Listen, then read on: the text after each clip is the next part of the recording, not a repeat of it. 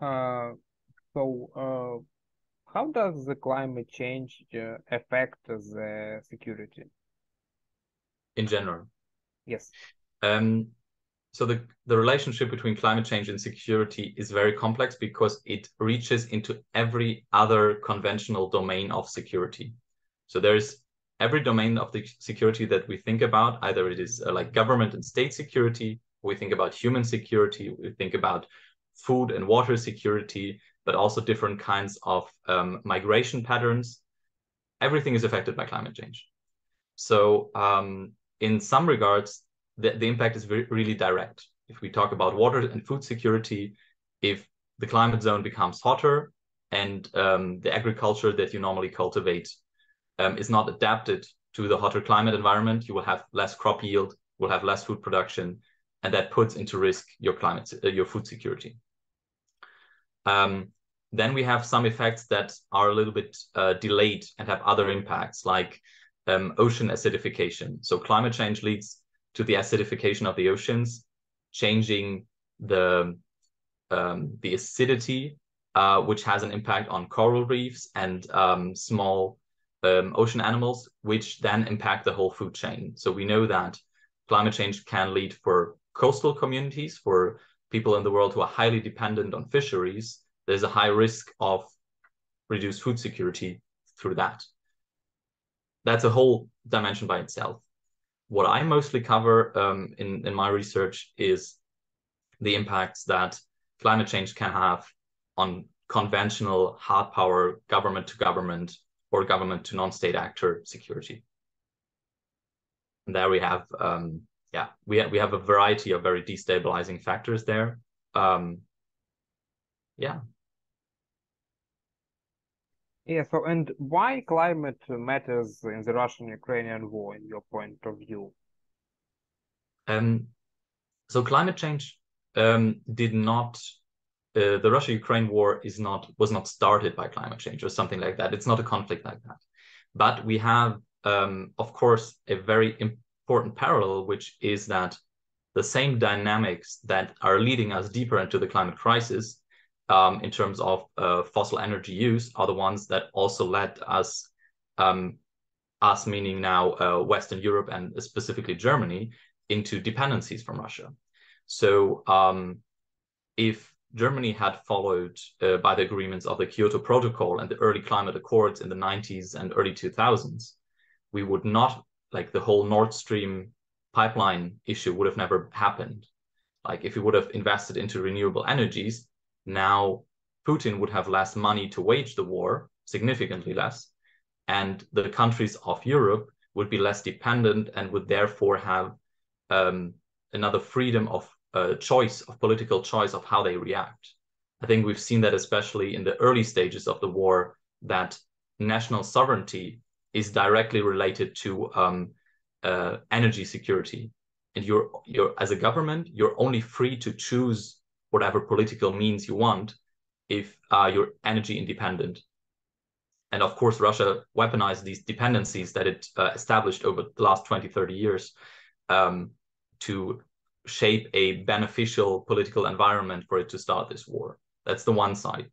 On the other side, we've seen that with, for example, the grain shipments, the wheat shipments last year, is that in this very fragile global supply chains of food that we have, putting at risk and then even again weaponizing the hunger of others in other countries for political goals has something that Russia has been doing since the beginning of the war. So these are, I think, two issues that are very much climate related, but are also very closely linked to the war. And then, of course, and I think it's important to point that out. There are some people in the discourse, there are some voices who argue that for the sake of climate change, we must now directly sign a peace treaty with Putin and end this war. And I think that's very cynical. You know, you cannot tell somebody to put solar on the roof of the house when the house has just been bombed. That doesn't work. So, but I think one question that we can address is that when this war ends, and it will end one day, hopefully sooner than later, but it will end, then Ukraine, as a huge country with a huge industry base also, needs to rebuild. And I think then we have to talk about like investments from the international community and the possibilities that that brings, because of course the destruction of infrastructure, we generally talk about this in terms of gray energy. Gray energy means the energy that has been used to make the concrete that you use to build things. I think once we are at the point of rebuilding Ukraine, then we can talk about like how do we make this the best possible country for future generations. You know, because now Ukraine is fighting a war to win this country back and to have peace for its children, for future generations. So when it comes to rebuilding Ukraine, then the sustainability aspect of rebuilding it, I think, should be a very high priority, because then Ukraine can truly plan for the future. During the last year, we have seen that the NATO accepted its new strategic concept, where climate was mentioned as one of elements of security. And how is the NATO doing this climate adaptation among its armies? So the NATO climate strategy for now is mostly a NATO strategy in terms of it counts for NATO as the institution, not for every member state yet. So we have NATO member states who have climate strategies for their militaries, and we have others who don't, like Germany, for example. So we have, NATO is very precise in its, I think, its analysis now. That also took some time, but in the last 2 years, a lot has happened. And they, I think NATO's assessment of how climate change will impact its work and the security environment that NATO forces operate in, has a lot of good analysis has been done there. But ultimately, the implementation comes back to the national level. And there we have very different stages of progress. We have actually one of the countries that has the most advanced climate doctrine by now is the US. The Americans have started quite early on. And now since last year, they even have different departments that deal with this, but they even have a specific climate strategy for every branch, every service branch. So they have one for the Army, one for the Department of the Navy, including the Marine Corps, and they do have one for the Air Force. And these specific climate strategies then, of course, address the particular needs that each branch has, because the Army has totally different needs in terms of fuel use, of different materials, of adaptation, of training and doctrine, all that the Navy has. So there are huge differences there, and they are addressing that. In Europe, we have especially Britain being very advanced there, the Netherlands and France. Canada is also doing a very good job in the last years. And then we have, for example, Germany. And in Germany, the climate discourse is very present. We talk a lot about climate change, but in Germany, we haven't made the link yet between climate change and security and the military. So for now, the German government doesn't, or like the German armed forces don't have a climate strategy. How do you see the process of the implementation of this climate strategy in real life? How could it look like, in your opinion? In Germany, for example. Yeah. So from the countries that are already making the first steps, we see it is a terribly slow process. This is on the one side, it is because militaries are institutions that react to change very slowly, or they can in peacetime and generally. Like reforming militaries is one of the most bureaucratic and slow-going tasks that our administrations generally face. There's like, there are so many actors, so many agents involved in changing something that we were used to for the last 100 years. that it takes time.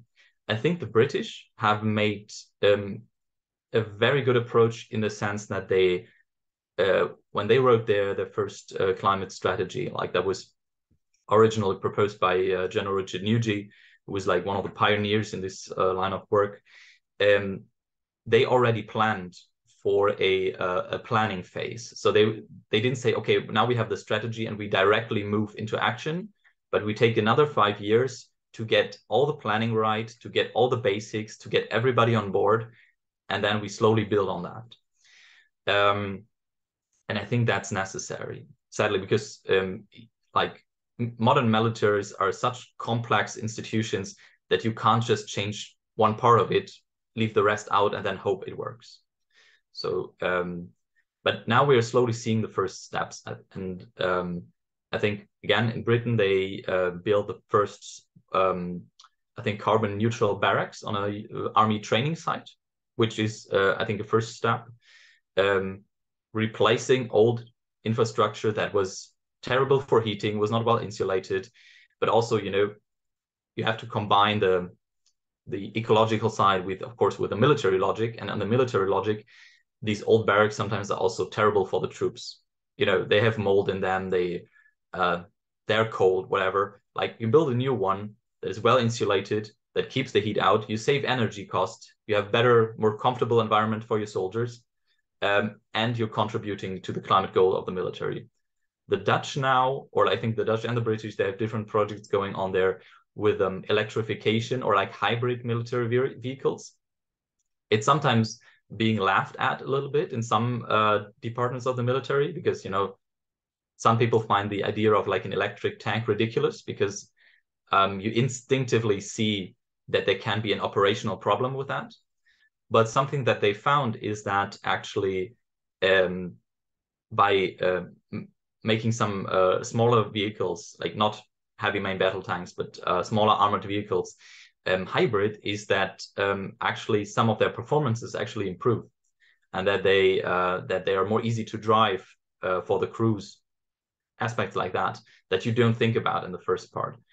And then slowly, I think we can see the steps implemented. And I think a lot is being done in the field of research of fuels, because that's the main issue.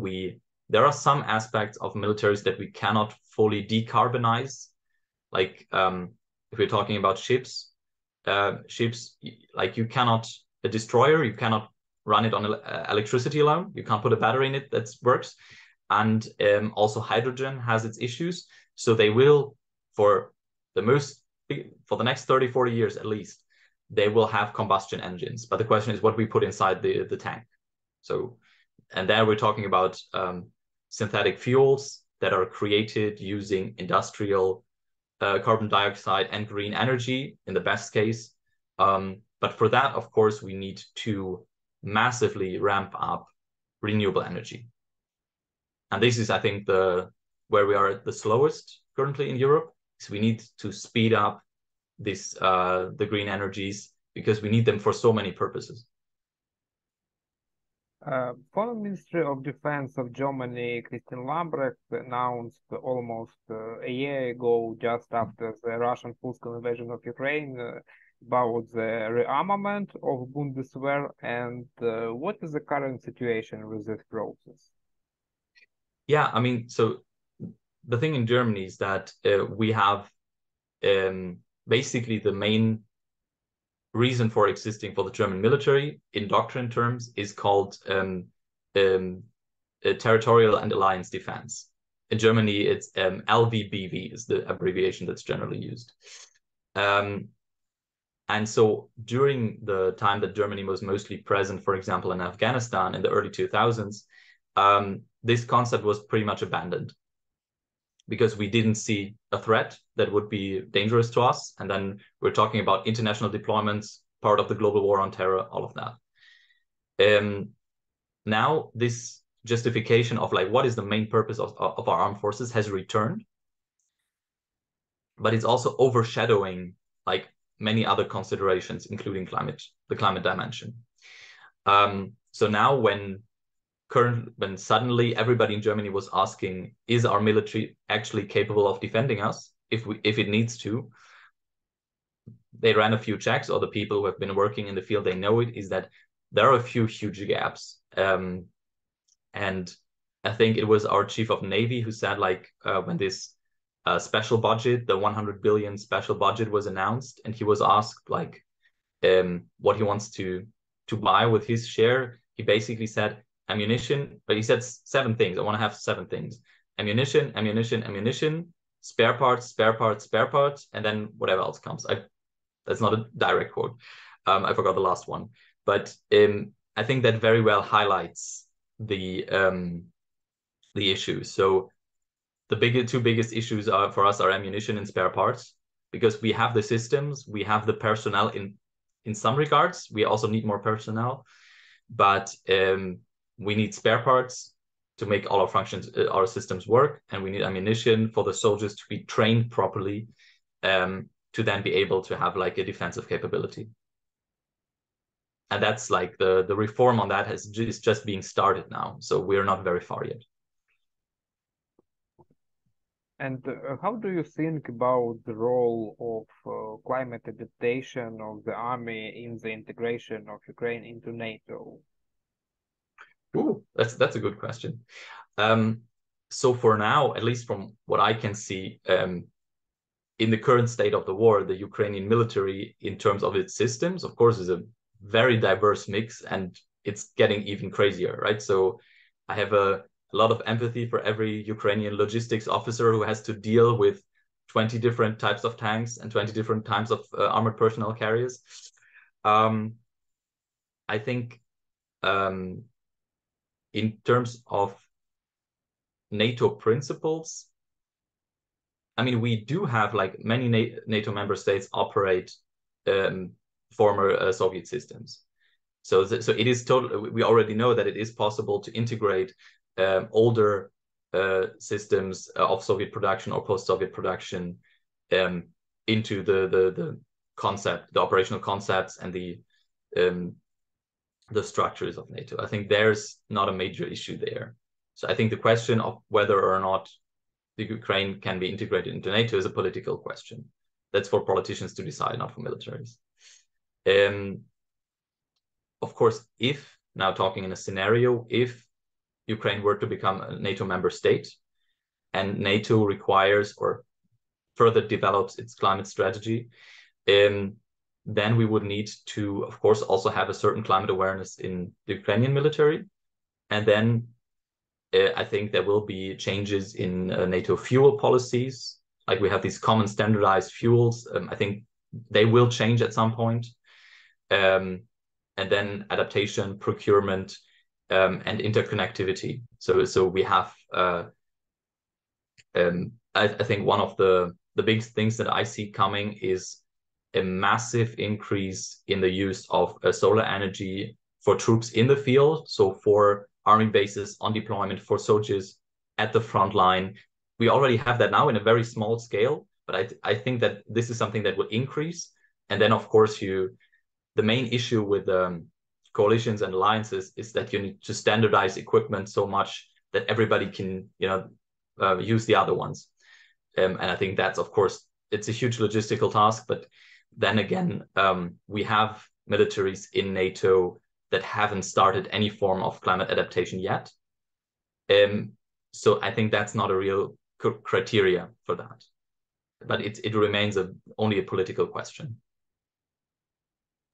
So, and my final question to you would be following. So, Ukrainian servicemen are training in NATO countries, including Germany. And how do you think how these trainings will change the armed forces of Ukraine and their ability to counter current threats? So of course it depends, like, how the crews are trained, but I think the biggest benefit of these training programs currently is that Ukraine has the possibility to get well-trained, well-equipped soldiers who are trained on the systems that it will now receive. and to be able to conduct this training outside of the war zone itself, so that the soldiers who are training are not under fire, while they are training, that they are not under an immediate threat. That gives them the possibility, I think, to focus on the very complicated task for, like, learning for a new system. So for Ukraine, I mean, it's I think that this training program is highly beneficial. And